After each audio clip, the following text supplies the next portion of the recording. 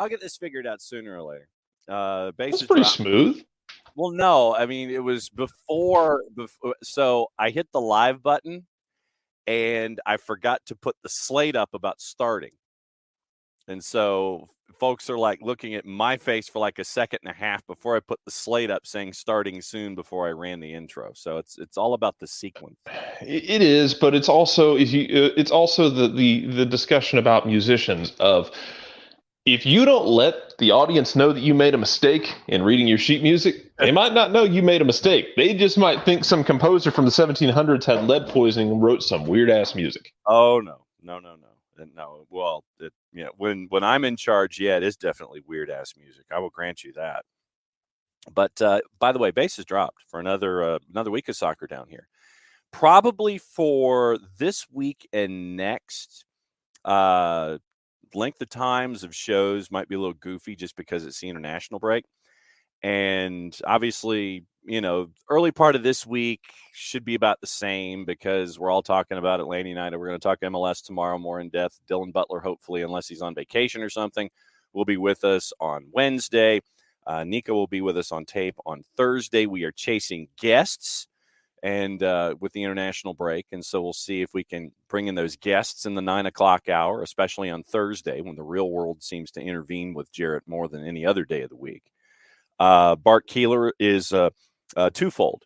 Bart Keeler's on notice, and this is definitely the way that to alert your guests that they're going to be on the show. Bart, how does Friday at 9:30 sound? So with matches this weekend with the national team, 9:30 in place of our friends at Beyond Goals. We'll give them with the international week off. We'll give them the international break off and try to hook up with Bart Keeler and have him come on at 9:30 on Friday. By the way, the new Soccer for US pod will be posted later this morning as well. Bart, we talked to Bart about it last week, and it is about to hit the pages of print. So Bart's new Soccer for US pod will be up later this morning. Our normal content, that hasn't changed. All the USL content, USL Championship, USL League One, Prem and Proper, that'll be up tomorrow on the network. So we will be pretty much as normal as possible when it comes to this week and next, just with a couple of things. And, being in an international break, there's international stuff to talk about. Yeah, I know Shiva just learned the Queen's Crown has 3,000 jewels on it. That's why is she still out? She ain't using it. I know. You not gonna bury her with it. This isn't Egypt. No, it's kind of. I don't know. Like diversify that stuff. Maybe sell it and fix the energy crisis in England. I don't know. Hey, there's a thought. That's exactly the conversation I was having with the boss before we came on the air this morning. It was like, could you imagine all the good that could be done with perhaps liquidating an asset here or there, just a thought, but that's just me. We're very outside that purview of conversation because we are not English, I know, but and I didn't grow up with like this hardcore affinity to the crown like other people did. So it's different for me. I know other people, they have strong opinions on it, and that's fine. Yes. I was never one of those growing up because it's never ingrained in me. Right. Michael, having seen the royal jewels many times, he believes the 3,000 jewels on it. But yeah, on top of that car, man, could you imagine the crazy glue that was attached to that crown to make sure that it did not leave the coffin? It did not leave the top of that thing. That just the sheer amount of adhesive to make sure that didn't fall off. That must have been absolutely amazing. Obviously, since this is a reaction Monday. Oh, by the way, Jarrett there, John here, and good morning. Obviously, we'll talk about Atlanta United and Philly and anything else on your mind when it comes to Major League Soccer. We are going to go into what happened with Inter Miami and DC, and we will hear from Phil Neville, and we will go through the situation methodically. Jared has thoughts; he's not wrong in them, and we will get into that as well since Jared's with us for about another 40 minutes, and. So we'll get into Atlanta United, MLS, anything on your mind, because that's what we do here on a Reaction Monday. But first and foremost, it's time for the opening kickoff, brought to us by our friends at Kickoff Coffee. Kickoff Coffee CO, right here, kickoffcoffeeco.com. Actually, let me do this. Let me just kind of expose the There. So is that a better look at the QR code? Perhaps, maybe right there. There's the QR code. Possibly. So there's your QR code. And yes, I know that I really do need to figure out something underneath the Eliminize banner. So have a QR code and a QR code. KickoffCoffeeCO.com, at KickoffCoffeeCO on Twitter, on Facebook, and on Instagram. Once again, thanks to our friends at Kickoff Coffee for all the work that they do when it comes to the youth game. Don't forget, use Soccer Down Here 15 as your code to pick up your own Kickoff Coffee. And then our friends at Kickoff Coffee, in turn, take 10% of their proceeds, invest them into the youth game. So very, very cool stuff that they're doing with our friends at Kickoff Coffee. So I had something happen to me Friday, and I'm crowdsourcing here. So I'm going to crowdsource advice this morning for the opening kickoff. As a part of my high school football duties at Georgia Public, I was not at our game of the week last week because of the other things that we have to do during a production schedule. And one of those is we go to schools and present the schools with an award, a Cooperative Spirit Sportsmanship Award. And it happens with one school in each region and each classification gets them from our friends at Georgia's EMCs. And if Georgia's EMCs would like to sponsor the show here, we would welcome that. But I had to present two of those awards on Friday night to two schools who were playing each other in high school football. It was Lambert and Flowery Branch. So I park the car in the parking lot at Flowery Branch. And it being a car that I've only had for, 6-7 months, Jarrett? I've only had the new car maybe about that since the first of the year. That sounds about right. When we have new cars, we're probably a little more self-conscious about taking care of it for a little while. And that means making sure that there's no nails around tires, that there's nothing that can intimately damage it. And you're kind of taking that extra parking space and giving space to everyone else around you and these kinds of things. So I parked the car in the parking lot at Flowery Branch High School, and I look down and I see a slab of wood that's near one of the tires that is near the path of exit. Like when I'm done at like 7:32 and then I have to race back to the studio, it's like, okay, I see things in the way of the tires that I think could puncture the tire. So I pick up this slab of wood thinking that, okay, it's very clean on the edges. It looks pretty decent. There's nothing, sticking out of the sides. And when I picked it up and threw it, I was wrong.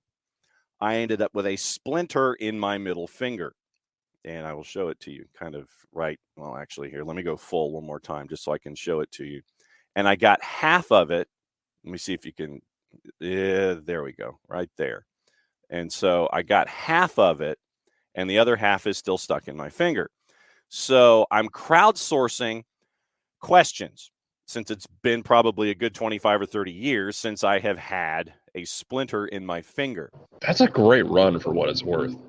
Like, I usually go like 25 or 30 minutes. Yeah. So good job. And so I was trying to figure out, I thought that I got a decent amount of it out. I think I got the upper half of it out.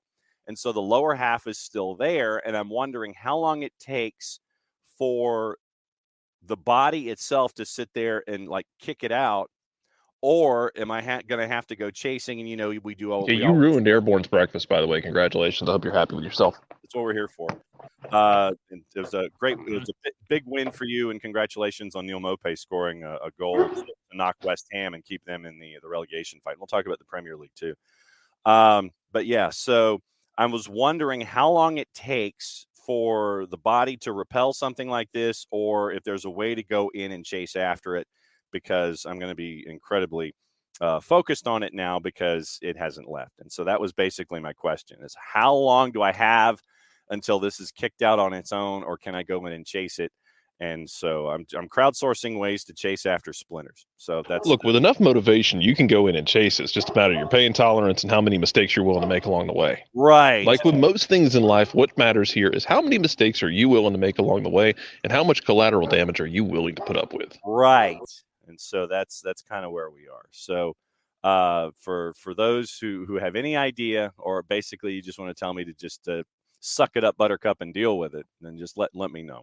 Just cut the finger off. Yeah, but it's one of the more important fingers on the hand. It's the middle finger, Just learn how to write shorthand. You don't have to type anyway. I wasn't even talking about writing or typing, sir. Dios mío. Yeah. Anywho, let's talk about soccer. Okay, so that's your opening kickoff. Brought to us by our friends at Kickoff Coffee. KickoffCoffeeCO.com. Kickoff Coffee CO on Facebook, on Twitter, and on Instagram. Use the code Soccer Down Here 15, and you can have Kickoff Coffee reinvest 10% into the youth initiatives. Very, very cool stuff. All right, so flipping off drivers in Atlanta is one thing. I feel like flipping off drivers in South Georgia when you do the Southern Swing presents a whole new level of danger that isn't really meant for most human beings. Correct, and that's why we don't do it, especially in a marked vehicle, sir. It has markings on it that tells you A, who you are, B, where you're coming from, and C, if you like my driving. Yeah, I'm not doing that in a vehicle that has a license plate on it. If I'm in middle or south, if I'm south of Macon, I'm not doing that. Or I'm driving a vehicle without a license plate, because then they'll assume that either A, it's stolen, or B, I'm probably running a still up in the mountain like Dooley. Mm-hmm. Yeah. So not that there's many mountains, but no. Neither here nor there. Carry on. Yes. So now that we've had not quite 48 hours. Well, yeah, 36 since the end of the goalless draw with Atlanta United and Philadelphia. What are some of your thoughts having departed that game and had a weekend to think about it? Just, I guess to say it's a hell of a performance that deserved more. I think I've yet to run into anybody who didn't feel like they deserved more. The thing that got me was, do you know how many shots on goal Philadelphia had in that game? I believe that would be 0, sir. That would be 0. That would be the amount of hope Georgia State student section had at the end of Saturday night when I was standing there with a broadcast camera in the student section watching their faces fall. Man, you were 3-touchdown favorite.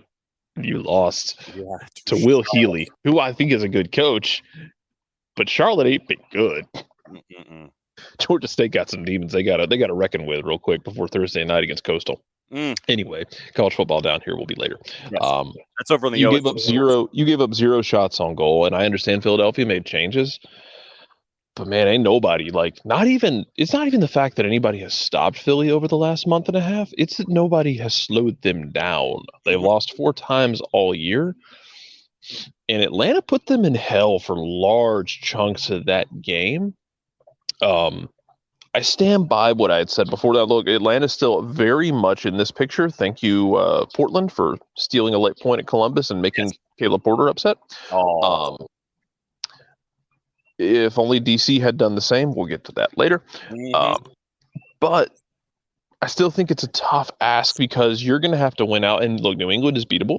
NYC actually had a good week, but NYC created 2 goals off of recycled set pieces against Red Bulls.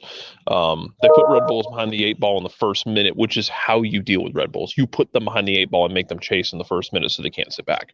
Right. And they can't, they actually have to come out and play with the ball. And they can't just pump it down and then try and force you to turn it over, because then you have no incentive to carry the play. I think you can handle your business on that front, but you need Columbus to get 3 points or less from from who are they? I know they're playing Charlotte in the second to last game, and I think they end the season with Orlando. I forget who they played before. I think they played Red Bulls before that. So you need Columbus to basically lose out points. You need Miami to drop points.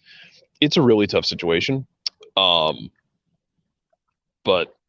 Jesus, last week plus of this team, I have to imagine after what we just saw, and you can qualify it however you want, of it was at home, Philadelphia rotated people. Shit, Atlanta's been rotating people all year because they've been hurt.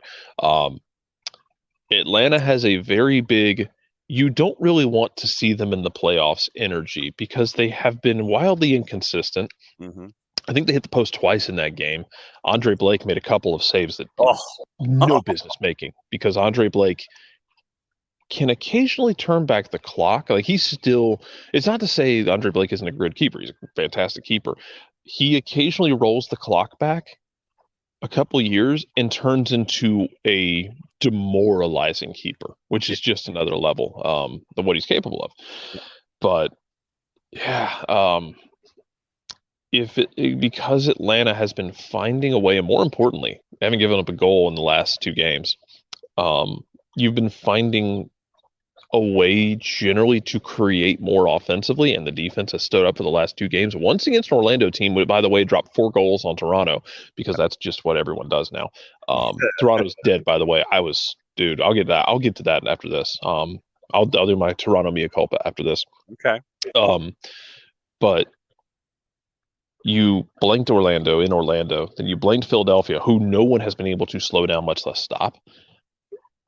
It's going to be a damn shame if Atlanta misses the playoffs, because they very much right now have that energy of, you do not want any problems with Atlanta in a one-off situation right now, because they are feeling it. And it's a damn shame if they miss the playoffs because of games they've lost early in the season, opportunities they had that slipped through their fingers, or games where they just didn't show up well. It'd be a damn shame if they miss it, because right now they're a lot of fun, and it's something you can build on going into next year. But you don't want the party to end now. That doesn't mean that you sit here and say, well, it'll be good to build on next year. I'd like this year to keep going, but it's like I've said before, you're gonna need help. Yeah. Whether they get that help remains to be seen. But my God, Thiago Almada is absolutely stupidly talented. Edwin, I think Sam Jones said it the way that I think it formulated in my head, and then he put it to tweets. So I will happily give him credit. Edwin Mosquera has a lot of that if he puts it together about him, because he'll show you in flashes. He should have had his first goal, man. Andre Blake making that near post save was just stupid. It's such a great reaction save. Yep. But Edwin Mosquera has that if he puts it together about him, that if he does put it together, he is an absolutely frightening prospect. And we've seen it in flashes, and hopefully he's able to stretch it out. Amar Sejdic has just grabbed that position by the scruff in the midfield. Santi Sosa looks like the Santi Sosa of early 2021. The back line is looking more solidified, more comfortable. Raul Godinho has been fantastic between the pipes, and I think a lot of that is his communication and organization as much as shot stopping. Didn't have a lot to do, obviously, because there wasn't a shot on goal Saturday, but he's really good.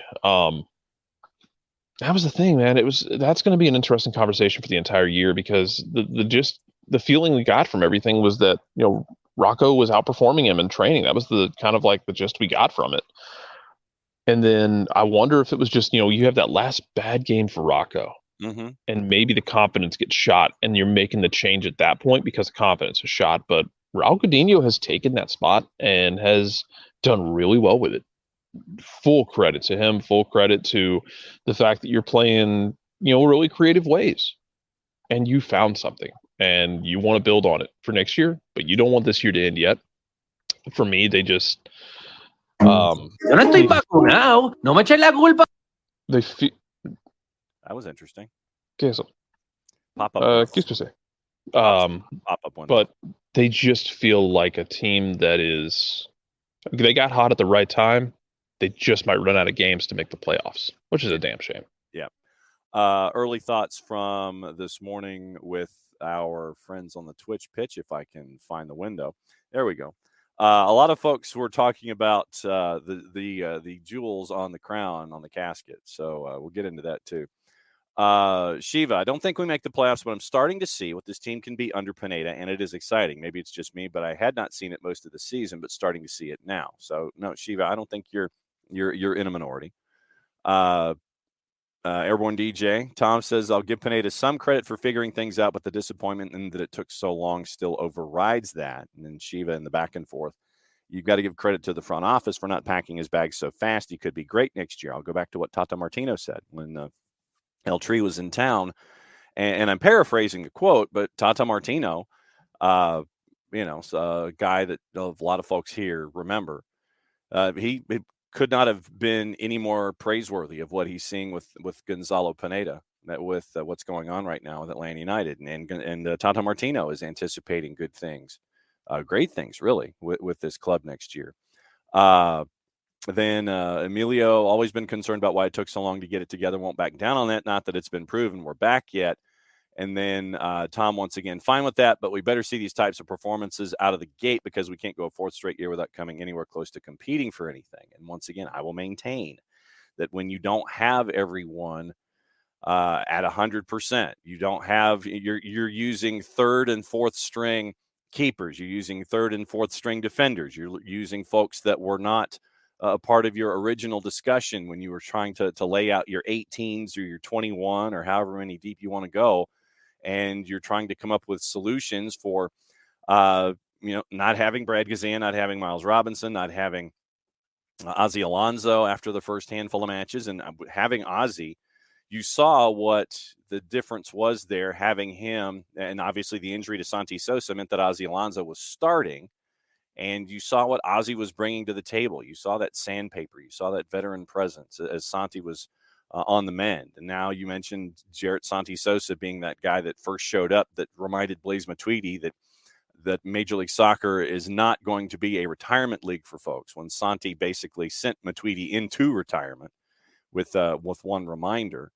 And, getting the minutes for Caleb Wiley, getting the minutes for Aiden McFadden, when you didn't have Lennon and Gutman that were a part of the discussion, and trying to figure out what you want. You mentioned Amar Sejdic. I know a lot of folks were looking at possibly healthy Emil Heinemann and Mateus Osechu, and you end up with Amar Sejdic that's a part of the discussion, along with, Franco Ibarra. So, I know that a lot of folks are sitting here looking at it going, yeah, this is the team that I would have liked to have seen.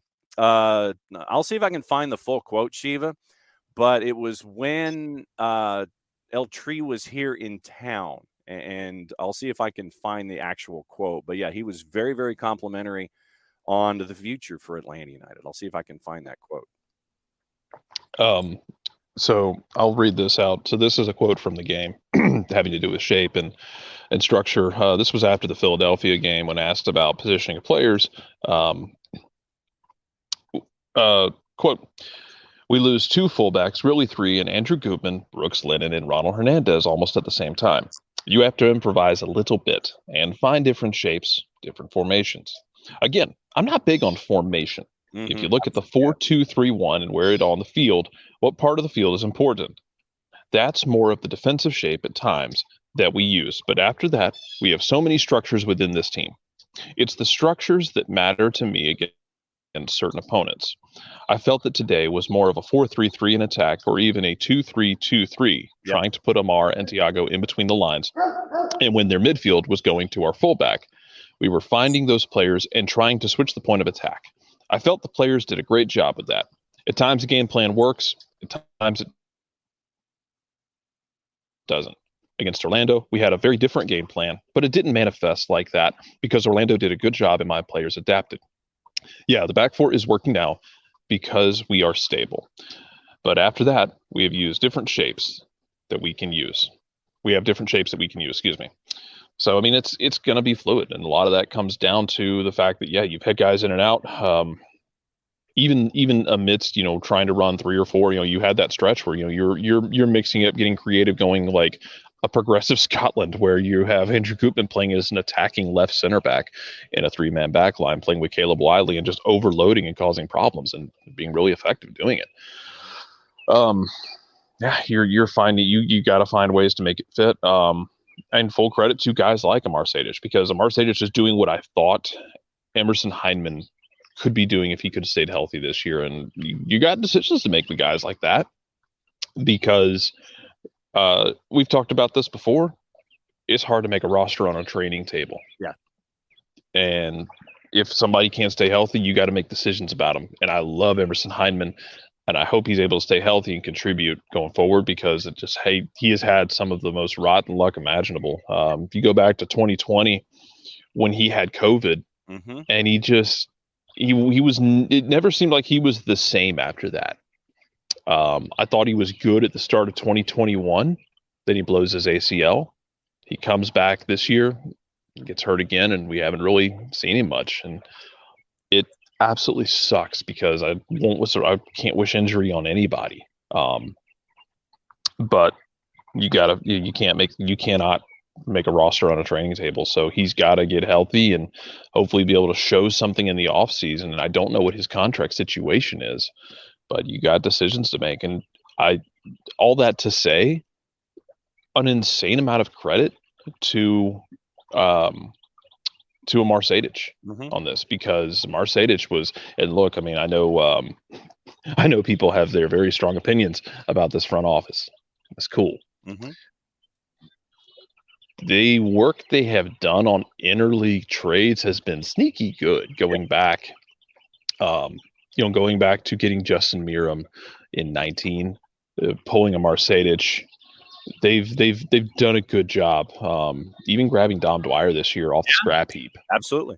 And letting him be your emotional energizer bunny, as Dom Dwyer seems to have really embraced what his role is nowadays. And look, that is spot starting for this team. That's coming off the bench. That's some days not coming off the bench at all. It's just being a part of the 18 and taking whatever role he has in front of him, because he's not that guy anymore who gives you 32 starts a year. That's okay. Like you have to eventually mutate out of that as you get older.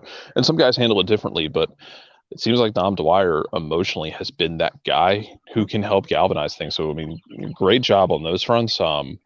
If they do make the playoffs, man, we gotta look at what the summer signings were, though, in terms of being able to get those loans in. Yeah. To get Godinho in.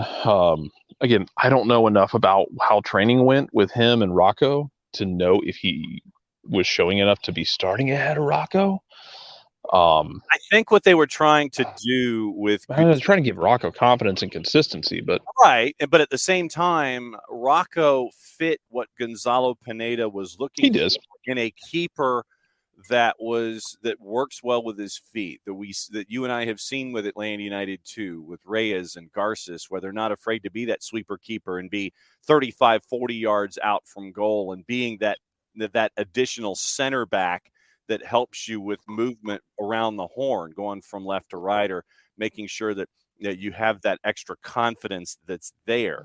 And I think that Coutinho is more the standard, and I'll use air quotes. He's the standard goalkeeper that you're used to seeing, the guy that's between the sticks, that can do the outlet, that can do the baseball pass, all those kinds of things. When we think of the stereotypic goalkeeper, that's Coutinho. Not necessarily a guy who's going to come out and be 30 yards out and be that extra center back. And I think that's what they were trying to see, is if Godinho could be that guy or be some kind, or add that to his skill set. And he's just a traditional keeper, and there's nothing wrong with that. It's just that, when you're looking, I think he can give you some of that. Yeah. Rocco is more of that like sweeper keeper style. Man, it's Coutinho's been really good when given the shots. And then, Juanjo Peralta's been a godsend, and not just with the goals, man. I mean, I know Juanjo Peralta's had a hat trick, for God's sakes. But I'd have to dig up the numbers. I don't have them in front of me, unfortunately, because I didn't think to grab them.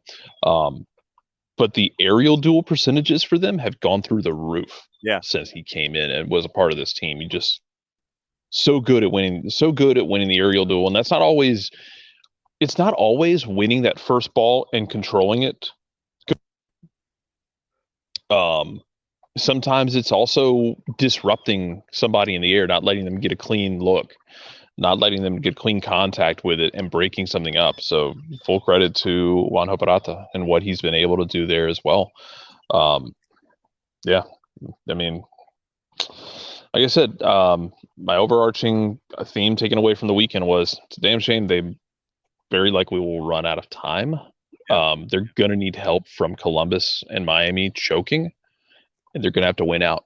It's a damn shame they don't have another 5 games, because what they're doing right now, it is frustrating. And I understand, like, I think Airborne DJ mentioned it, it's frustrating that, like, now you're seeing what could have been. And it does have to carry over early in the next year. You do have to hit the ground running. Because this is what was so important about, like, you wanted to build up some cushion. You want to do what New York City did, which was build up that cushion early in the season, so that when you are basically a flaming pile of trash for like a month plus, it doesn't kill you.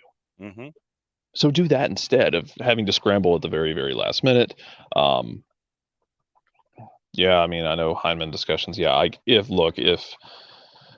push comes to shove, if his contract is up this year, unless he takes a cut, I don't know if he's back next year because he is on a heavy resource and he just hasn't been able to stay healthy. Yep. And so I like Hyman, but I guess you don't make a roster on a training table. Yep. Mike went through the numbers, and here's so Atlanta United obviously has to win out. Columbus 2 points or less. Red Bulls, Charlotte, Orlando. Miami, I think Columbus can get 3 points or less now. Yeah. Miami 3 points or less. Toronto, Orlando, Montreal. Charlotte 7 points or less. Philly, Columbus, Red Bulls. And so Columbus can earn a maximum of 3 points. Okay, so dude, yeah. Credit to Charlotte, man. Charlotte might still be they're in a tougher spot than Atlanta. Mm-hmm. They haven't given up, man. And look, some of that was Chicago stepping on the rake, full sideshow Bob style this weekend. Yes. But I wondered if Charlotte's the curtain's about to drop on Charlotte, but they're going to give a damn good show, and they have. I'm very interested to see what they look like going into next season because they made some moves in the summer. They made some moves after the season started. When they looked at the roster, they saw what they needed to fix, and they worked on fixing it. Now, you're limited in those moments because of the way the windows work, because of what's available to you, but they've been getting it done, man. And sometimes it's just grit. And full credit to them. I'm happy for the fans in Charlotte, though, because it's even if they go down, mm-hmm. even if they don't make the playoffs, they're going down fighting. Yeah. Which is, man, that's all you can ever ask. And they had a couple injuries that hit them as well in the middle of the year. And when you're an expansion team, you can't afford that. You just don't have the depth to deal with it. But full credit to them. They have done amazing. My quick mea culpa.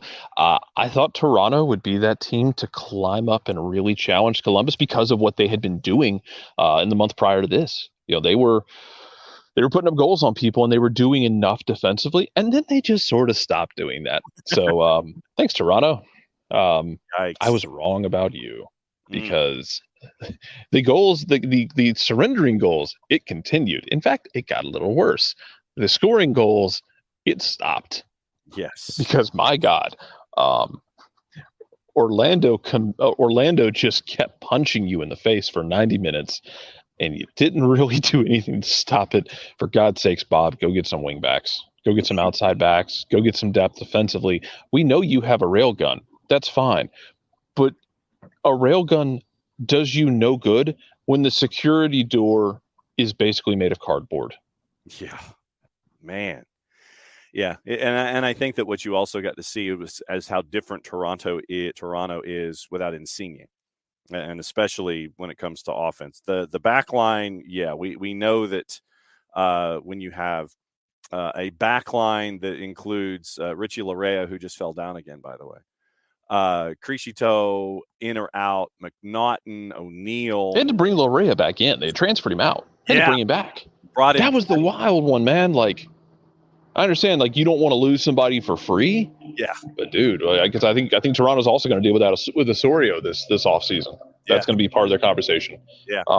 Notice I left Mavinga out of the conversation, considering a lot of folks in Toronto are leaving Mavinga out of the conversation when it comes to defense. But so Toronto. So I think the teams that are officially eliminated, since you went down that road, it is standings in the East. Chicago, Toronto, DC have all been eliminated. Chicago right now. Thanks for nothing, DC. Yeah. So, and then, could you not beat Miami? You allegedly racially abused a player. Nice job batting 1,000 there, boys. Yeah. So we'll get into that since you only have 10 minutes to go. KC, Houston, and San Jose have been eliminated right now in the East. Everything else is a split. So KC has chosen violence too. Hey, low key, before we get into this, low key, what y'all want a race to watch? It ain't the wooden spoon. It ain't the Shield. Go watch which team out west chokes on a chicken bone out of the playoffs. Because go look at the Western standings. Mm-hmm. Minnesota, You get into you had everything lined up for you. The results went Minnesota's way. They had a chance to really pull themselves out of the danger zone and dropped a 4-1 stinker at Kansas City. Oof. All of Kansas City's remaining games have the potential to screw with someone's playoff seeding or playoff lives. And Kansas City has gone into settings and switched violence to on and switched it to day mode and not night mode. It's hilarious right now. Kansas City's out there just pummeling people. I am thoroughly enjoyed by what Kansas City is doing. Go watch who may or may not make it out of the West, because look, if LAG doesn't make it, does Greg Vanney get another year? That's a great question. If Minnesota doesn't make it, is everyone back yelling at Inchie again after he got the contract over the summer? They had a great summer. They're putting up results like crazy. It's why they are where they are. Yeah. Portland's going to be in that conversation as well. Seattle's not technically out of it, but Seattle is like in the you need to win out and you need to get some like ethereal help. Same with Vancouver. Yes. That race out west to see if anybody chokes away a playoff spot might be the most entertaining race. I found the quote, Shiva, from Tata Martino back on September 1st. And it was when El Tri visited town and Tata got booed off the pitch.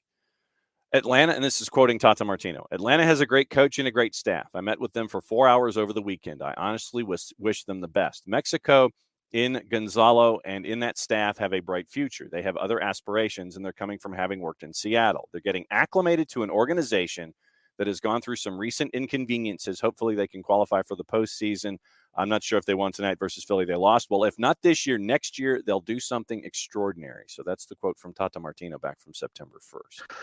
Yeah, man, that's a game that's gonna stick with you as well, because we go back to the Godinho Rocco Rios Novo discussion. That's the game that was the Rubicon for Rocco, because you had two goals in that game. The first goal and then the Falcon punch to somebody's skull. Yeah. Where he has to do better on those. And that kind of felt like that was his Shuttleworth game of, hey, the confidence might be shot here. We need to, hey, Godinho, get loose. Go down to the bullpen, start stretching out that rotator cuff. Because that was a backbreaker, because you went into Philadelphia, you give up a soft goal that you feel like he should have done better on. You get one back through Gutman just being Andrew Gutman and being outstanding at left back this year. And then you get the weird goal on the corner where you don't close down the backside. The ball's just kind of like flicked onto the backside, and it's an easy goal right before halftime. That's kind of a backbreaker. You're down 2-1. Not great. You're in Philadelphia. They're very good at holding leads. And then you give up the goal where he Falcon punches someone in the side of the skull, and that's the backbreaker. That's the one that you can go back and look at and be like, that's where Rocco lost that starting gig.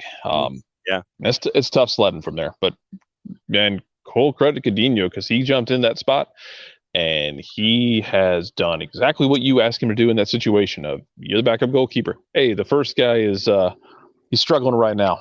I need something. I need you to come in and give me something. Right now, he's giving you 2 straight shutouts. Give up 2 goals to Toronto. The first of which was, if you remember, I think it was Juan Obrata slides across, actually times his tackle perfectly, slides across to time the tackle. The ball hits him, basically rolls under his hip and comes out at the attacker's feet. I think it was Akinola's feet. Just stupid. Like, he timed the tackle right, but ball bounced a weird way. Whatever. Can't do anything about it now. Keep going. And then a penalty. Other than that, he's thrown 2 straight shutouts. Good job by him. Good job by the back line. But yeah, that Philly game's going to stick in your craw for a while, among many other games on this year. Austin and Red Bulls at home will definitely stick in there, because both of those performances were not graded by any stretch of the imagination. Whew. This year's gonna break me. The playoffs are going to be done, by the way. And somebody mentioned earlier, if like Philadelphia, Andre Blake, if he gets on one, Philadelphia might be, he might already be your team to beat, especially if you don't believe in LAFC. Good morning, Bam, wherever you are. You beat Houston. I told you not to worry about that one. Took them a while. They weren't going to do that again. But I mean, yeah, Andre Blake. If Andre Blake gets hot, then that's a problem for everyone else. That's a non-Philly related problem, and Philly still probably feels very hard done after last year, where they were the favorites going through the playoffs, and they missed half the team because of COVID. Yeah. So yeah, this is a vengeance tour for Philadelphia. All right, so you've only got a handful of minutes left, and I know that you wanted to address what happened, and we'll go back and like I You said, want to set the stage? Go ahead, bud. well, it's going to take longer to set the stage, but what I will do is this. This is Phil Neville after the match last night, where he was pretty hot about something that happened on the actually, it's going to take a little one. Where is it? There it is. Let me see how long it's going to take to load this thing in here. So it's allegedly processing, but this is after the DC match last night. Here is Phil Neville discussing what happened on the pitch, and it was we're going to be talking about this for a minute. Commend my players for keeping their calm. I must commend the referee for a really, really, really difficult situation. He followed the protocol set out by the MLS, and I must give massive respect to Wayne Rooney for dealing with it in the way that he did. I think I've always known him as a class act. I think today he went up in my estimations more than he's ever done, more than any goal that he's ever scored. I think the players were hurt, players were disappointed, and I called the players over because I've in my previous job with England, we've had lots of experiences in certain countries of racism, so we're quite briefed on how to handle these situations. I learnt a lot from Gareth Southgate, the England manager, and all the FA staff in terms of. So I called the players over. I asked them if it was okay. I told them that we were going to stick together, deal with this, that it was unacceptable, that there's no forms, there's no place for racism for me in society, never mind on a football field. And I think the situation and was handled really well under difficult circumstances. And I've got to say that I don't think I've ever been as proud as my players that I was tonight. There you go. That's Phil Neville after the match, where MLS is now investigating the allegation that Taxi Funtas used a racial slur at Damian Lowe. We'll get into the details and all of the other stuff on the other side. But Jarrett, before you go, what do you think? Yeah, so it's just, first of all, Ismail Elfath, I think, was the official. It was Elfath. As much as we rag on officials, let's take a minute to credit Ismail Elfath, because it's a situation where he and his AR did not hear it happen, but they gauged the reaction of the players. They gauged how everyone was acting. They gauged the temperature of it, and they went over and told the managers, like, look, this has allegedly happened. Everyone is acting like it happened. I didn't hear it. I can't send someone off for hearsay. That's not how it works. And it opens up a really dangerous can of worms. But this is what is allegedly what happened. This is why everyone's doing something. You need to get your boy off the field, because it's going to boil over and something very dangerous could potentially happen.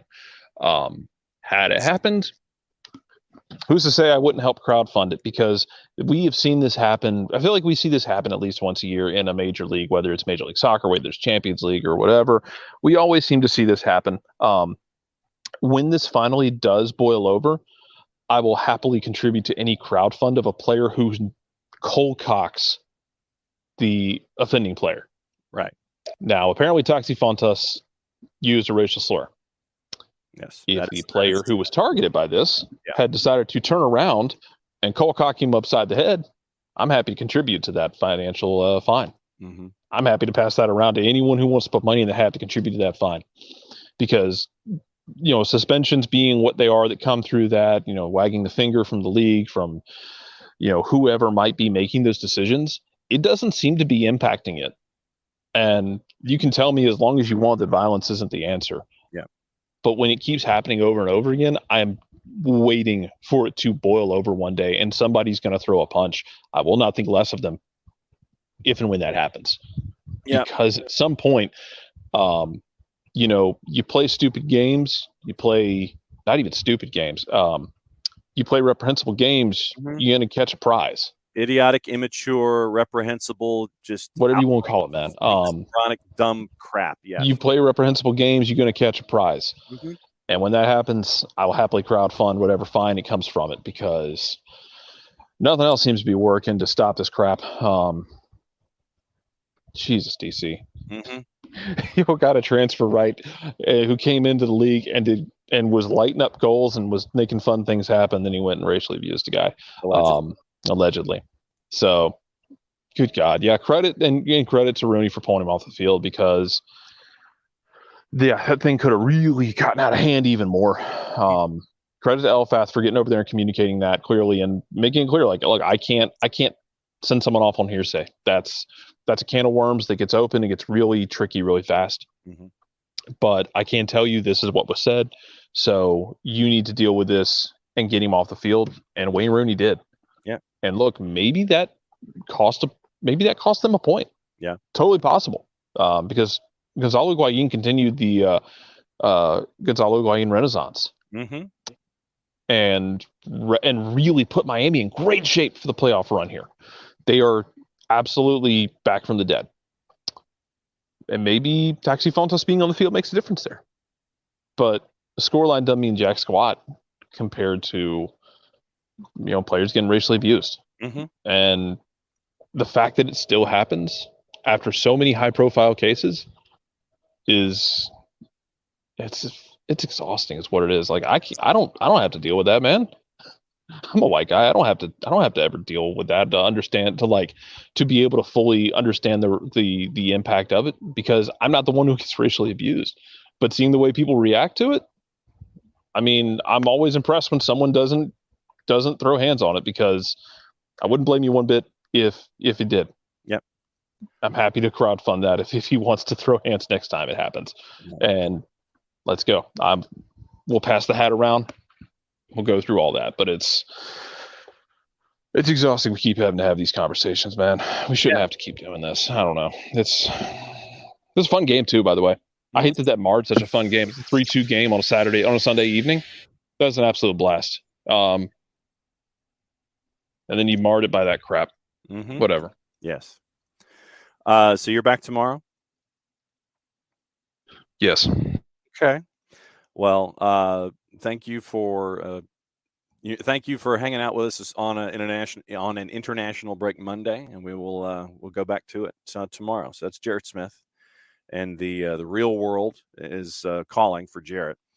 And so since the real world is calling, and we'll cut the promo here, and then we'll get into the rest of the elements involving what we were discussing here with what happened with Miami and DC. Here we go. All right, here's your promo.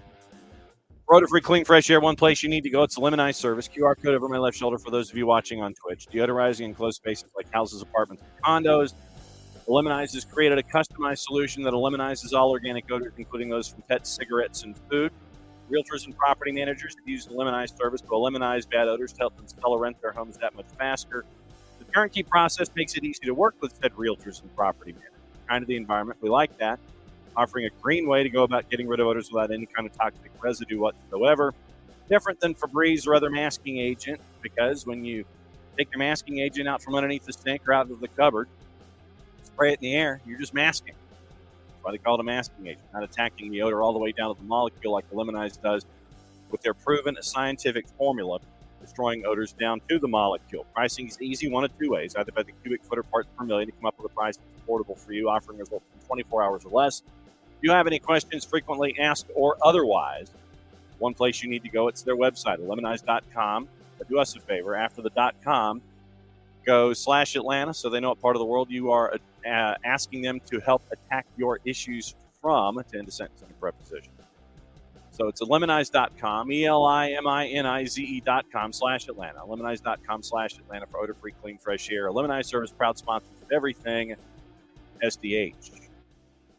So let's get into the printed word and printed copy of the incident of itself. So we'll start with Henry Bushnell and his work out of Yahoo Sports. We'll get with Stephen Goff, Michelle Kaufman, and go through all of this to get all the different angles and information. So Bushnell Phil Neville alleged that Taxi Fountas directed a racial slur through various reports. It looks like it was Damian Lowe. During the second half of the 3-2 win, a 5-minute stoppage of play, during which Ismail Elfath initiated MLS's protocol for on-field allegations of racial abuse. And what was not in the minute and a half that we got from Coach Neville, it said it was a word that was used that is unacceptable in society. It's the worst word in the world, end quote. DeAndre Yedlin, when he was asked about it, said that after a confrontation between Fountas and Damian Lowe, Fountas, quote, called him the N-word, end quote. Fountas, Elfath,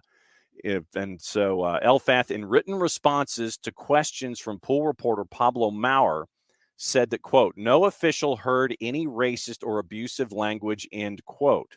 So the written responses from Pablo Maurer,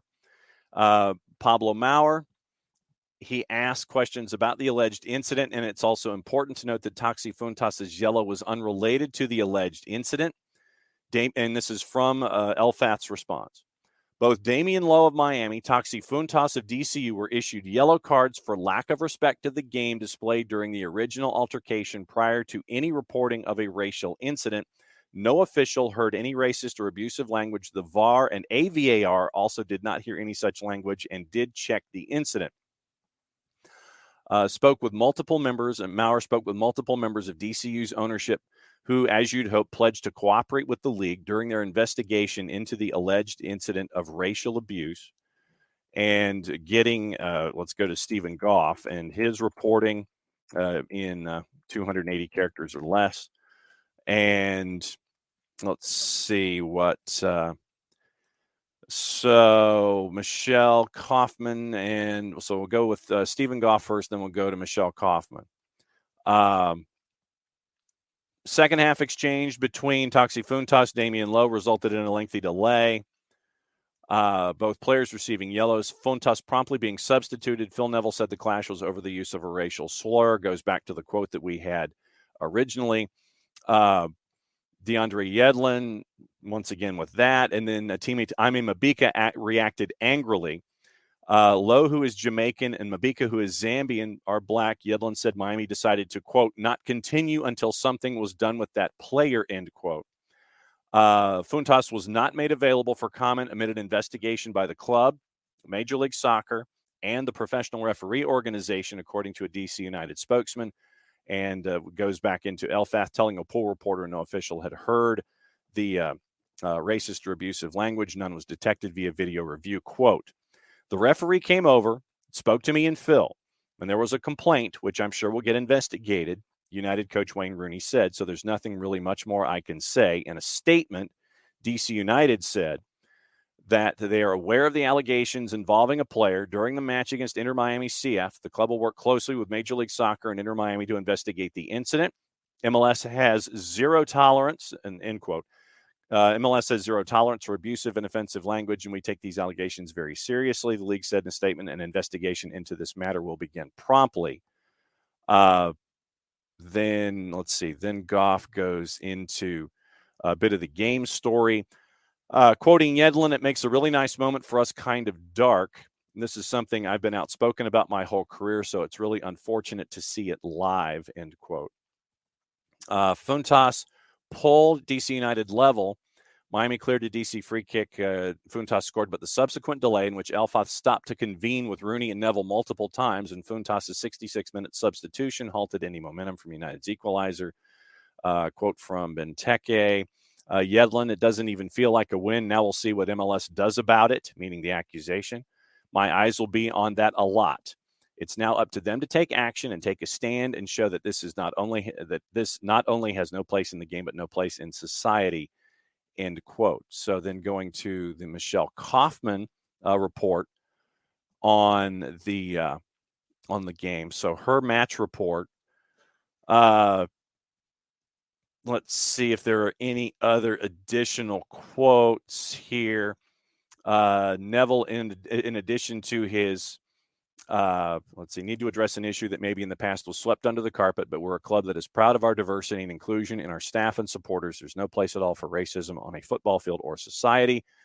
Went on to commend his players, went on to commend Ismail Elfath, and Wayne Rooney, which was the quote that we played you in just a little bit ago. Let's see. DC United quote, Yedlin, with the quote that we've already had. Yedlin said he told Neville that Inter Miami players would not continue with the game until something was done with Funtas. Neville then spoke to Rooney. Quoting Yedlin, we came out with the win, but at the end of the day, it doesn't even feel like a win because of that incredibly dark moment. So now we'll see what MLS does about it. It's hard to wrap your head around that is still being said in 2022. We can wear T-shirts and hold signs that say no to racism, but at what point will a strong stand be taken?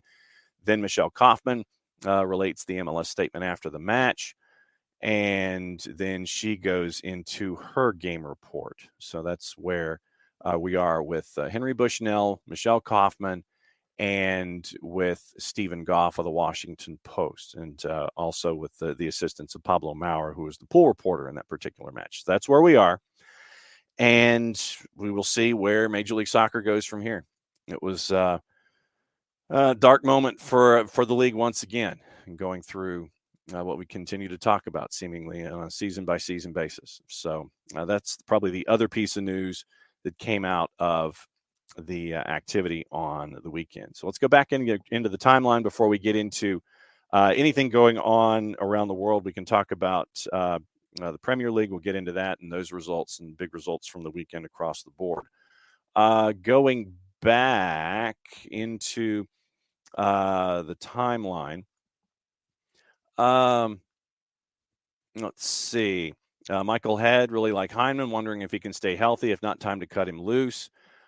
Katie Weaver, to me, especially playing Philly, we've seen the harm of losing your starting keeper. Philly's not having the season they are without Andre Blake.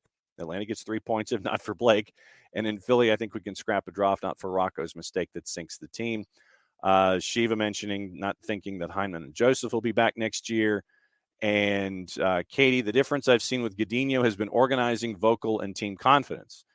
And Rocco has not been the most vocal sort. But once again, that's something that you learn with your with experience. And Rocco, I think, was your fourth keeper coming into the season, and you had to bring him in on loan as a part of the process. And so it was on the job training. It's something that a lot of guys have had this season, on the job training.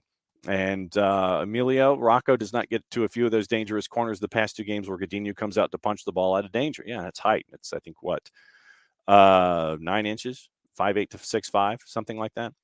So we'll see what happens in the offseason. Chicago, just want to finish above Charlotte at this point. I think that Charlotte's run-in is going to be a very, very, Charlotte's going to be an interesting test case on the run-in. So we'll see what happens with them as they work their way forward for the remainder of this season. Let's see. When do we discuss the post-Almada period? Maybe sooner rather than later. That could impact 23 and influence another season. I don't think it's 23. It's probably after 23. And so, once again, it depends on what we see, what the world sees of him in friendlies and in camps and things like that. I think that you probably have another season of Thiago Almada in 2023, and then he moves on. So we'll keep an eye on that, obviously, with the front office. But that's the world of soccer. The way it is in the international game, you're signing contracts, and then players are looking for that next challenge. And what we're seeing with Thiago Almada is absolute young brilliance.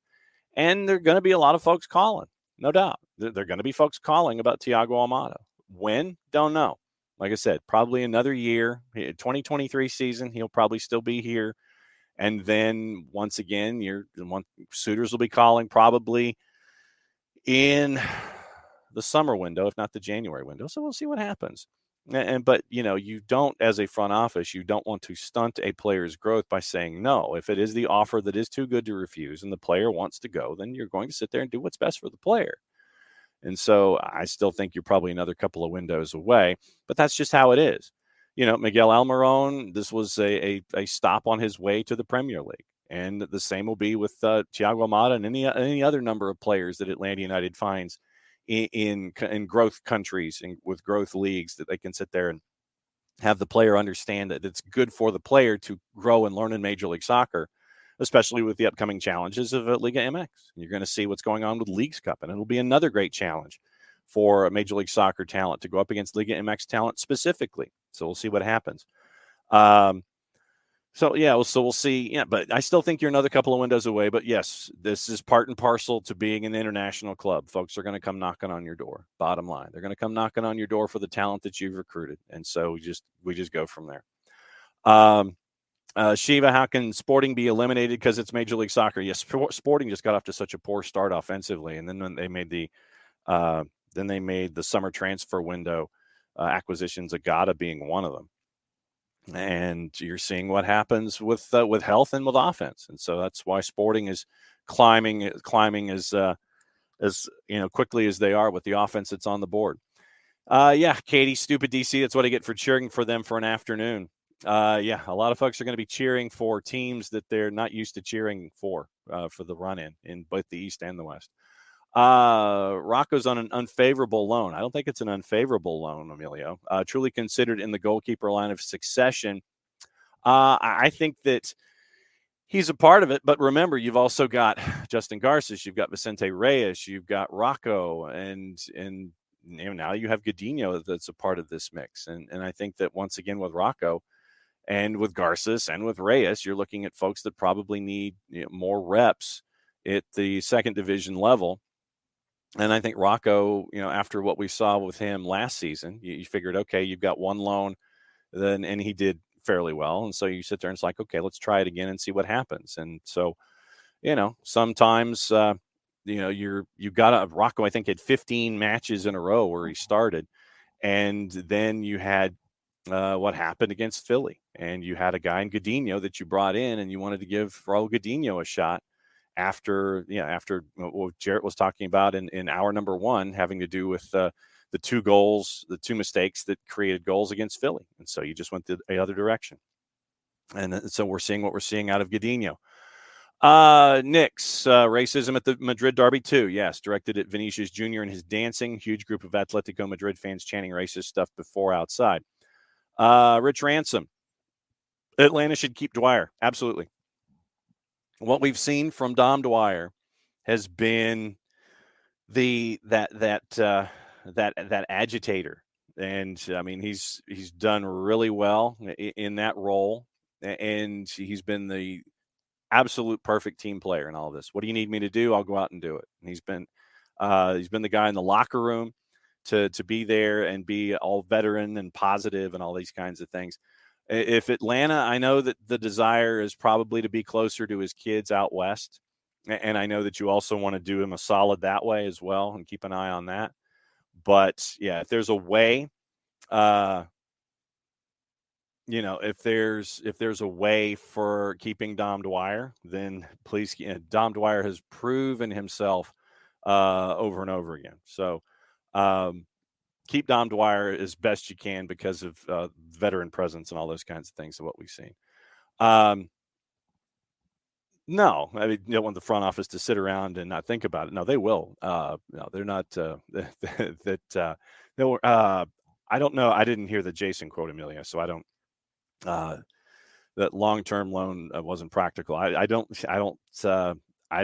remember that conversation, so I can't attribute that to him. But you took the risk on the loan for Rocco Rios Novo, and let me see if I can find the terms of it. But I don't think that the loan was thought of as impractical. Hang on. Magic Minion, thoughts on Tim Ream this season? Most interceptions in Europe. So far, so good. And except for there was the one instance with I think he was beaten a couple of matches ago. It might have been this past weekend from a loan standpoint. Let's see. And it happened on April 27th, and he's 19 years old also. And so that's something also to keep in mind. Pleased to welcome Rocco back, integrating with the team. Spent 2021 with Atlanta United too, because, once again, as a guy who was trying to get reps, 20 saves, 20 starts, 75 saves. Let's see. So that's not terms. So hang on. Let me see if I can find terms here on the Rocco loan. Okay. Didn't feature for Lanús. He needed reps, and that's another thing that was important for Rocco's development as well. Played in Champions League last year. Let's see. Once again, 5'10" as opposed to 6'5". Okay, so 7 inches as opposed to 9. So 19 years of age. You needed another keeper. Didn't occupy an international slot because of the fact that he was born in Los Angeles. So once again, I'm still trying to find the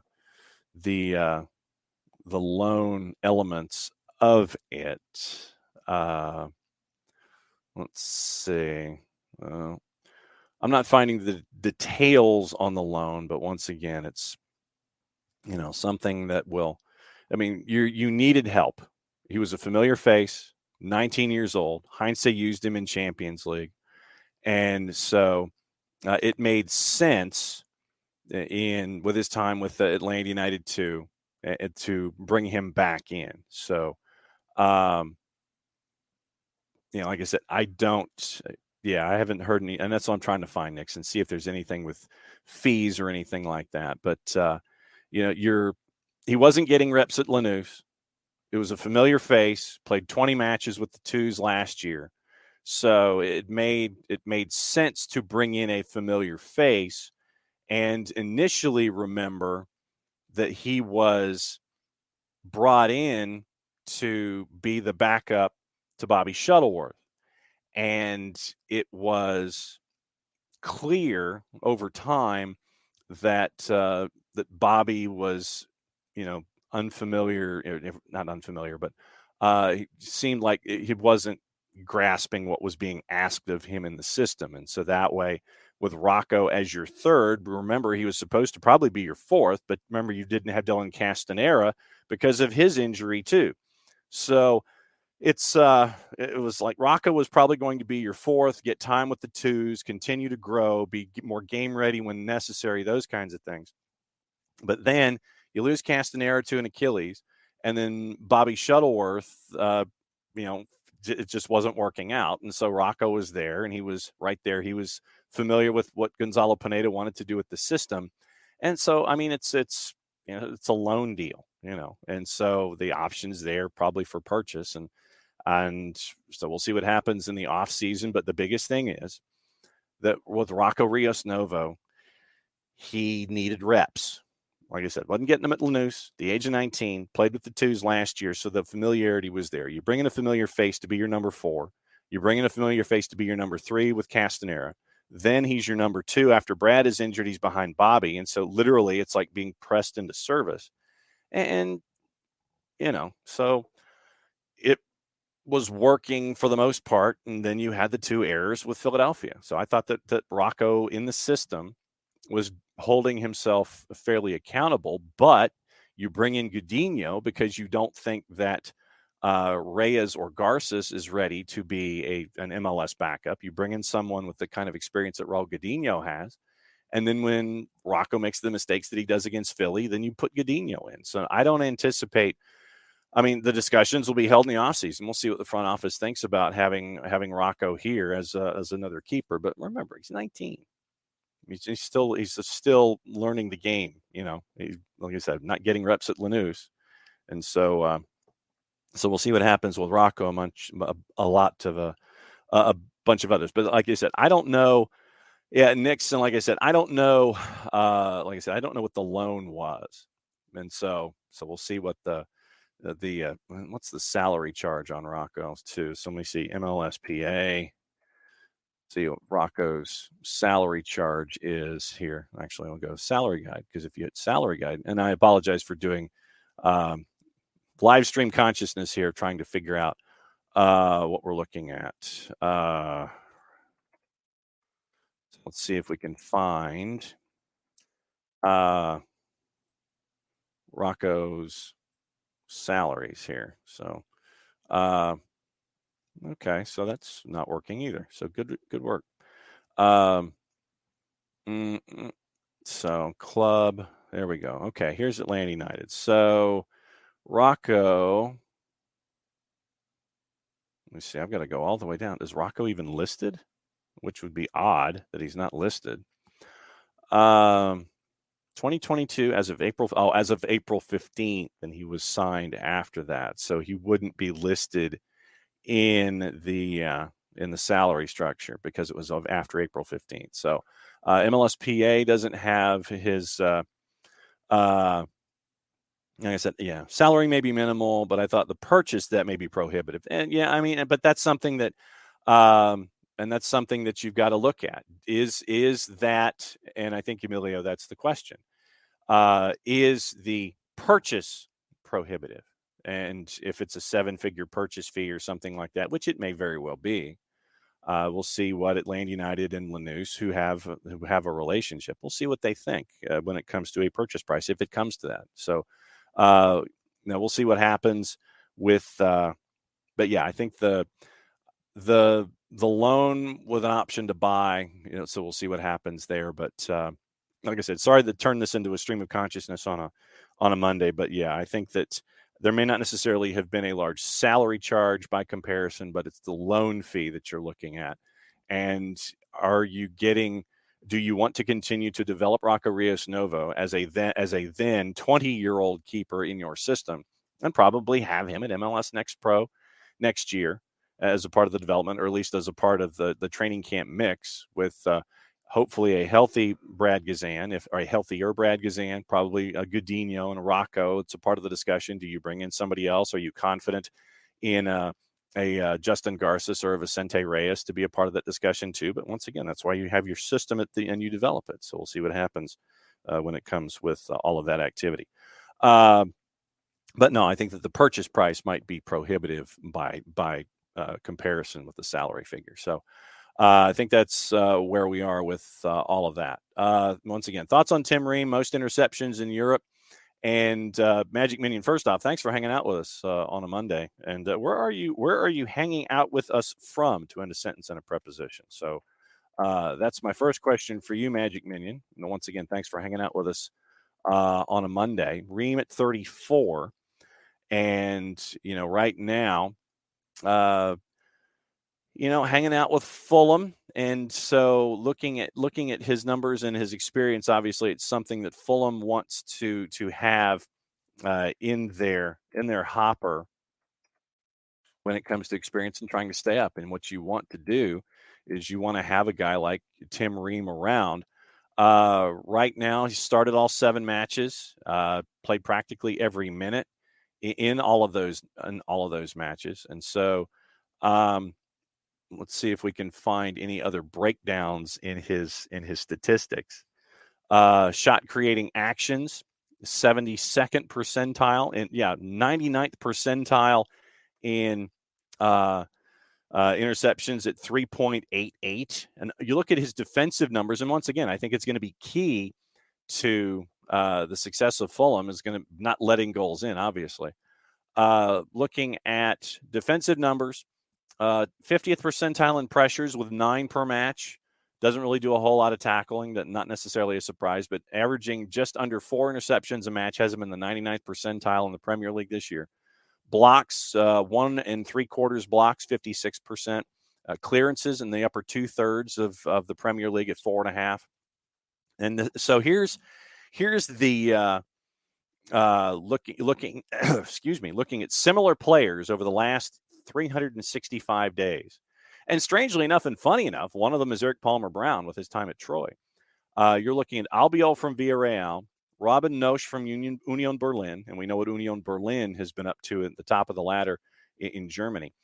Christophe Orel at Brest, Nicolas Palois at Nantes, Omar Colley at Sampdoria, Jene at Getafe, Nicolau at Spezia, Eric Palmer-Brown at Troy, Liam Cooper at Leeds under Jesse Marsh's system, and Esteve at Montpellier. So we'll see what Tim Ream can do. You're looking at other numbers that are there. Obviously, from the back, you've got the non-penalty XG. That all of his offensive numbers very, very low, except for shot creating actions. Team captain in the Prem, according to the Colonel, exactly the maturity that the M&T Kindercore need. So do me a favor. When Bart comes on later in the week, remind me of this point that we're talking about right now. Remind me of the Tim Ream talking point when Bart comes and visits before leading into the weekend and the men's national team action. So, yeah, bookmark this conversation so we can bring it back on Friday so we can continue to talk about Tim Ream and what we're seeing from him so far this season at Fulham. So, we'll keep an eye on that. I know a lot of you, Michael Head, don't want a 5'10" keeper, cannot physically get the shots that taller keepers can. True. Always thought it's great feet can't make up for size unless you got hops and crosses and corners, unless you're Fred Astaire. Exactly. Someone asked Greg about him recently when the latest roster dropped. He's done with Greg's USMNT. He thinks he's too slow. Okay. So here. All right. So I'm going to write this down as a part of conversations for the week. Bart. So I don't forget Bart on Tim Ream. Okay, so I've got that written down, so we've got it. All right, so when Bart comes on later in the week, we'll talk about Tim Ream. Okay, other stuff going on this morning. News and notes before we get into the Prem real quick and the other stuff from the other leagues. Kylian Mbappe refuses to participate, and this is from our friends that get French football news. Kylian Mbappe refuses to participate in the French national team photo shoot scheduled for tomorrow with major sponsors, as he continues to seek more control of his image rights, as pointed out by Robin Berner from transfers.com and Goal. It's not a greedy Kylian Mbappe story. All of the money he's earned from France sponsorships has so far been donated to charity. Mbappe's frustration is representing betting companies and fast food brands, which he feels uncomfortable doing. Okay, I completely understand. Okay, so that's an interesting thing with Mbappe, but yeah. So it looks like, in trying to secure guests, it looks like we're gonna not this week, but next. So we'll have Jessica Charman. We're chasing Jess to talk about everything Charlotte. So it looks like we're going to have Jessica Charman, who's taking a well-earned vacation, not this week, but next. So we'll have Jessica Charman on next week to discuss everything going on with Charlotte and MLS and everything going on overseas with her beloved Reading and all points in between. Let me see if there's anything going on in matches today. See if there's anything in league play. Obviously, we've got Africa, Argentina, Norway lower divisions, and Europe lower divisions. Primera Nacional in Argentina later today at 2:00. Argentina lower divisions there. Serie C with Reggiana and Alessandria. We'll get Nick to watch at 2:30. Lower divisions all across the board. Liga Profesional in Argentina. Arsenal Sarandi and Aldo Civi at 3:30. Sarandi's a minus 125. Your draws a plus 248. And Aldo Civi is a plus 363. Costa Rica is Ascenso. Primera in Uruguay. Primera in a lot of the South American leagues. Argentina, Unión de Santa Fe and Independiente. Unión is a plus 147. Draws a plus 202. Independiente is a plus 213. Boca Juniors at 6:00 playing Huracan. Plus 143. Your draws a plus 189. Huracan is a plus 233. Toluca at 6 in Liga MX Femenil. Big favorite against Necaxa Pachuca. Big favorite at 6:05 against Pumas. Brazil, Colombia, Paraguay, Uruguay, once again at 8:00, Liga MX Femenil doubleheader. Tijuana is a big favorite at home against León. Club America is a plus $1.25, plus 265 on your draw. Monterrey at 8:00 at Club America is a plus 172. Also, Argentina, 8:30, Argentinos Juniors in Tucumán. Estudiantes en Defensa y Justicia, who are a plus 334. And if you don't have Fanatis, I would suggest that you get it because Jason got me hooked on it, and you can watch all of this stuff, all the action going on in Central and South America and in Europe. fntz.co/soccer down here. Get you Fanatis. And they sent me an email about a month ago about a subscription price change. We'd like to tell you that it's being raised $1. Okay, thank you for that. But it's fantastic stuff, and I've gotten hooked on Fanatis. So if you really want to watch stuff if you want to watch action and news programming and sports programming out of South America, plus BN You get Gold TV, it's a part of it as well. fntz.co/soccer down here for Fanatis. Jason got me hooked. 10 o'clock once again. So it's like Liga MX in South America is what you're looking at today here in the international break. Liga MX Femenil, 10 o'clock doubleheader. Juarez at home is a plus 110. Your draws plus 258. Santos Laguna is plus 202. Chivas is a home dog at a plus 202.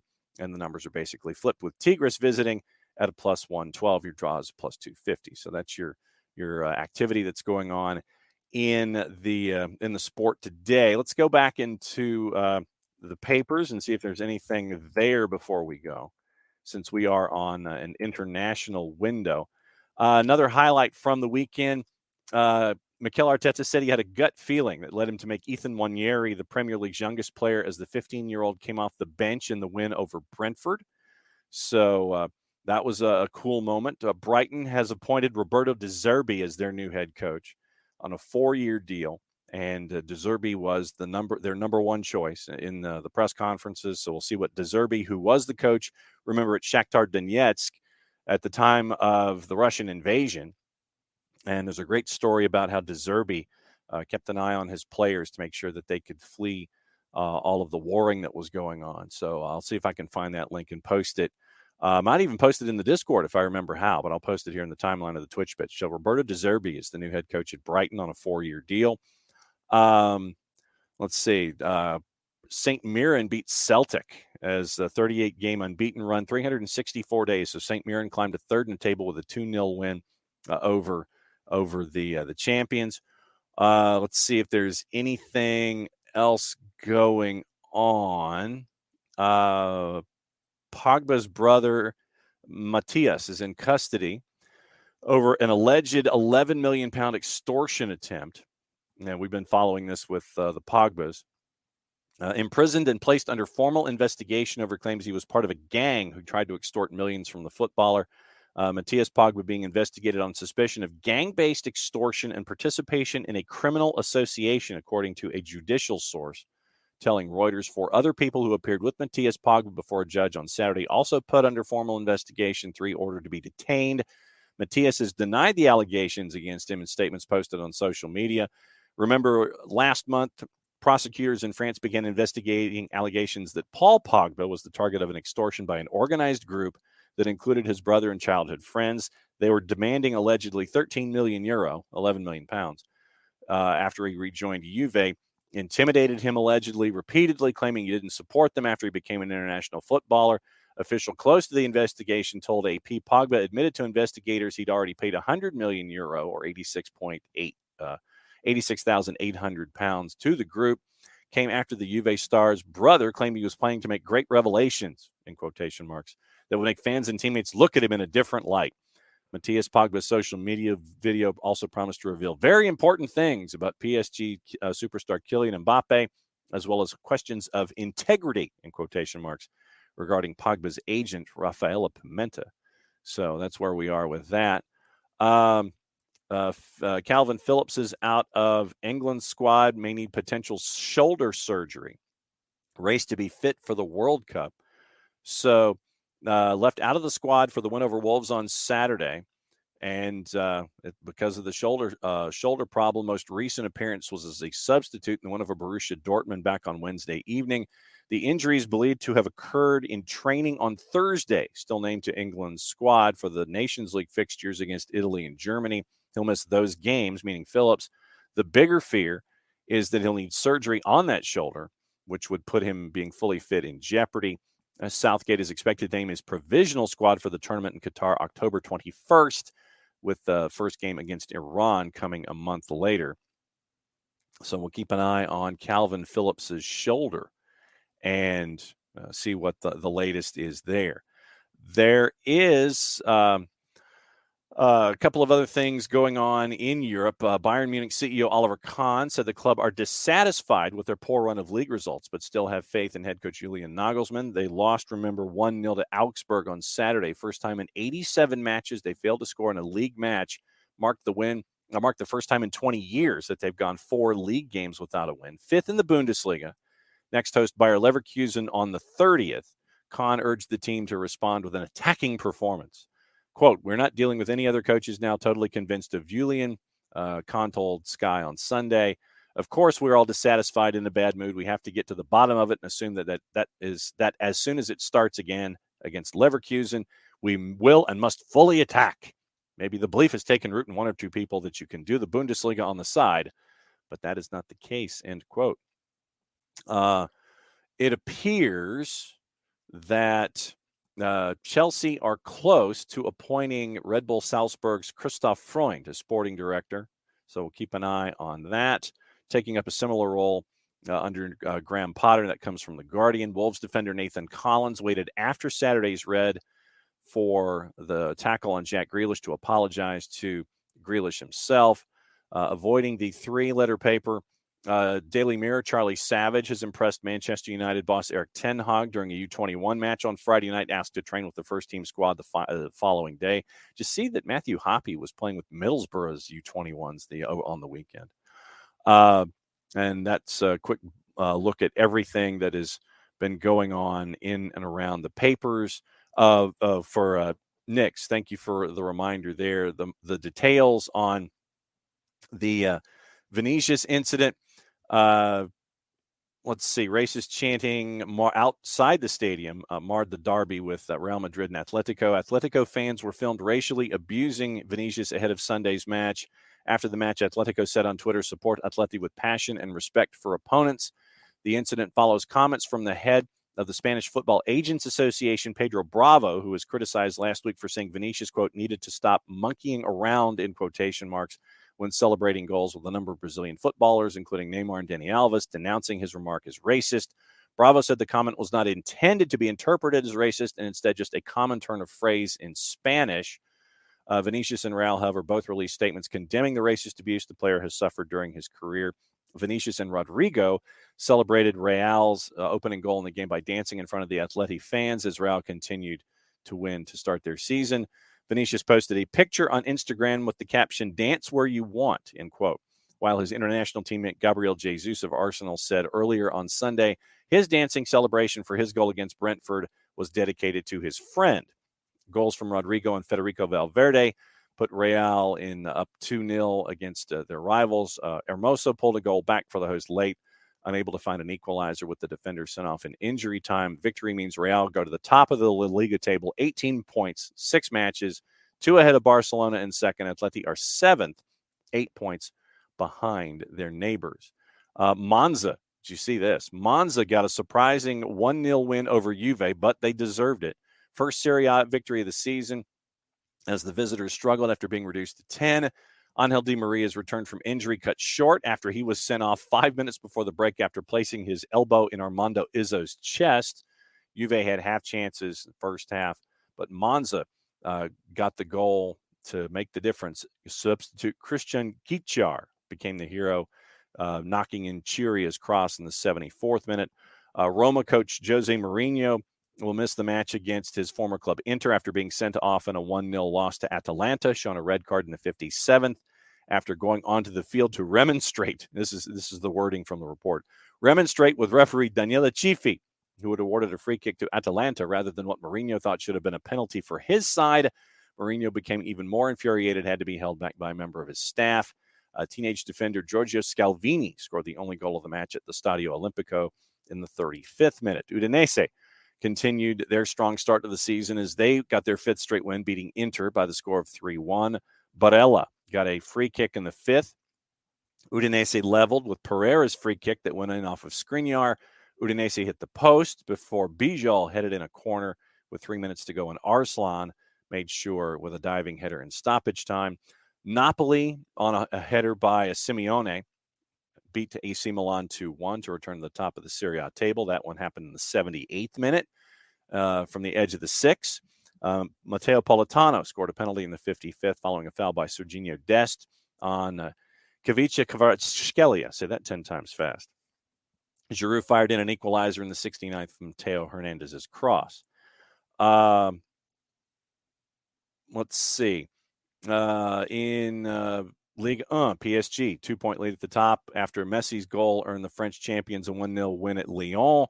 Fourth league goal of the year in the 5th minute. Galtier's side, 22 points, 8 matches. Lyon, who now lost their last 3, are 6th. Union Berlin, goals from Pifok and Geraldo Becker with the 2-0 win over Wolfsburg. Becker set up Pifok in the 55th. Then the return happened. So Union now have a 2-point lead over Borussia Dortmund in 7 matches. Tom, I did not see the note about, the Turkish League send-off. And we'll do that as one of the last items here. Turkish League. Let's see. Turkish League sent off seconds into his debut. After debut, because there were a lot of one when I said Turkish League send off in the Google machine, it had to do with a player apparently showing an official a red, and then he got sent off too. What match was that happen? Turkish League send off after debut. So Turkish League send off after debut. Antalyaspor. Okay, 20 seconds in, found it. All right, so Shoya Nakajima. So I'll post it here in the Twitch pitch, considering that I just found it. So there we go. There's your article from our friends at Sport Bible. So Antalyaspor winger Shoya Nakajima had an afternoon to forget on Saturday. This is from Sport Bible. Sent off just seconds into his home debut with his family watching in disbelief. Nakajima joined the Turkish club on a free from Porto this summer, made for his debut in the 1-0 defeat away at Kayserispor. Coming on as a late substitute, started from the bench again against Demirspor. Brought on shortly before the hour mark, team trailing 1-0. Both sides reduced to 10 men. Okay, so... All right, so that's there. I'm scanning forward. Okay, family is up. Let's see what the... and I don't know if you can hear the audio on this, but I'm not going to play the audio. I want to see what we've got here. All right. Straight red card after VAR. So let's check the replay here. No longer than 20 seconds, committed a late tackle, goes to VAR. Nakajima goes from a yellow to a red. Where's my replay? There we go. Okay, so replay. Let's rewind it. I know this makes for riveting. This makes for absolutely riveting radio. Yeah, that was studs. That's studs up. Yep, that's studs up, no doubt. So I could see it. Overturned the original call. Nakajima got a straight red. Make matters worse, family and friends were watching, according to Dan Orlowitz. Their shocked reaction was even caught on camera, with one female family member or friend seen holding her head in her hands after the incident. The second red card would end up costing Antalyaspor, who went on to lose the match 3-0. Yeah, so 13th in the Super League after a run of 4 consecutive defeats. Worst debut in history, as some fans on social media called it. Others believe the ref was wrong to send Nakajima off. One said a very soft red. Think the ref was correct with the initial yellow, soft red, late, and a yellow. So there you go. So Antalyaspor. So that's your video for that one. Thomas Frank apparently is very happy at Brentford amid links to Leicester. Nix, if you could get Thomas Frank, would you be happy from Brentford? If I was Thomas Frank, no offense, I would stay at Brentford, but that's just me. So that's what we're looking at. Looks like that will do it. Next Pro Conference semifinals before we go back on Saturday. Rochester beat Columbus Crew 2-4-1. Philadelphia Union 2 beat Toronto FC 2 by the score of 3-2.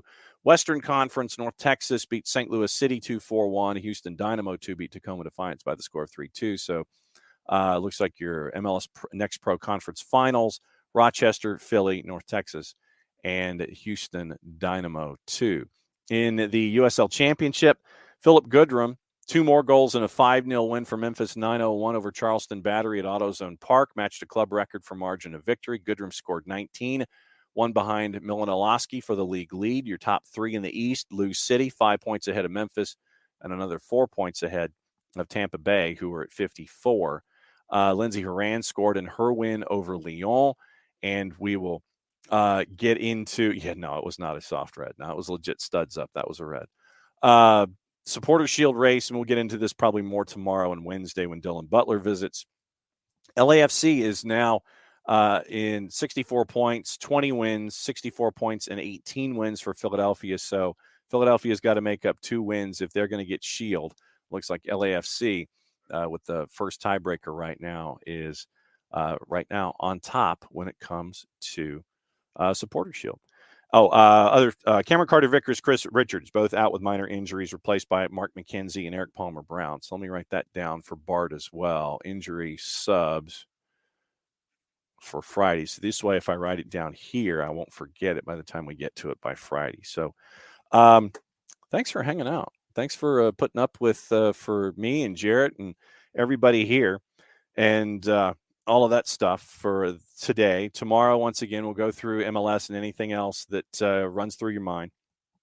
And we'll continue to rock and roll through it. Looking to see if Dylan Butler didn't go on vacation. We'll have him back on Wednesday. Tomorrow, once again, we'll have all of the USL programming posted. We'll have Prim and Proper posted.